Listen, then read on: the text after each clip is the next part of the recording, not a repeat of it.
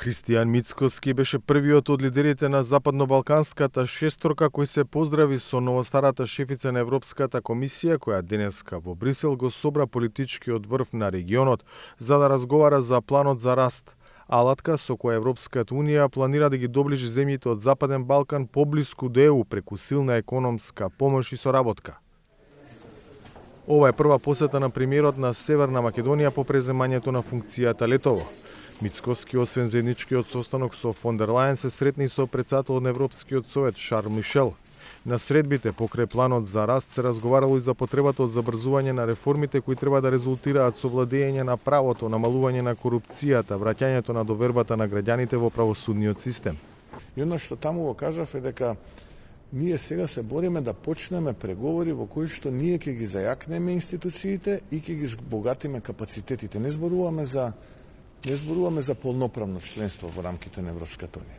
Ние поради билатерални прашања, поради прашања кои што се поврзани во средниот век, не можеме да се развиваме како држава за 21-22 век. Самиот Мицкоски пред заминувањето за Брисел најави дека на врвот на Унијата ќе ги пренесе позициите на новата влада околу пристапниот процес на земјата, кој сега фактички е блокиран зашто не е исполнет условот за уставни измени.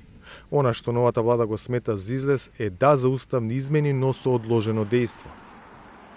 Ние не можеме повеќе да прифаќаме ултиматуми. И за нас принципот тие се таму, вие сте надвор, ако сакате да бидете таму, треба тоа да го прифатите, простете, но ние такво нешто не можеме да прифатиме, а од друга страна ни велат дека има желба да бидеме како држава членка во Европската унија. Мојот одговор на таа теза е ако има желба, има и начин. Ние сме тука да бидеме конструктивни, да останеме фокусирани на исполнување на оваа стратешка цел. Токму кога Мицкоски е во посета на Брисел, прва како премиер продолжува надолниот тренд во односите меѓу Скопје и Софија, забележлив откако новата влада предводена од ВМРО ДПМН стапи на должност.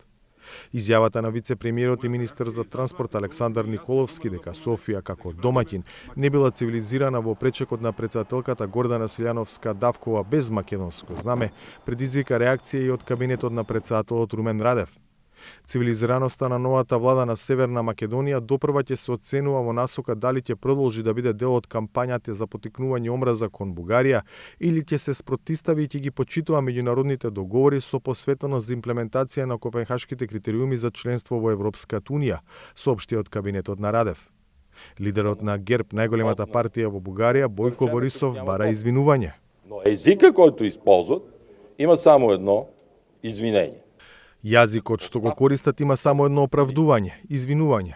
Оставка на тој министер и ако не го направат тоа, ниту председателот, ниту премиерот, ниту министрите, ниту партиите не треба да се сретнат и да разговараат со нив. Следеше одговор од Николовски кој го сподели неговата партија ВМРО ДПМН. Тврди дека политичарите во Бугарија непотребно ја внесуваат Македонија во нивното предизборие и дека неговите изјави намерно се вадат од контекст. Но јас останувам позади се што сум кажал. А тоа е дека е некултурно, непристојно и нецивилизирано да ви дојде на гости председател на држава и вие да не го удостоите со ставање на знамето на државата која што ја представува. Нема оправдание за Румен Радев, затоа што не го стави македонското знаме при посетата на Гордана Силјановска-Давкова како председател на Македонија. Од мене бараат оставка политичари кои што се обвинети за криминал и корупција.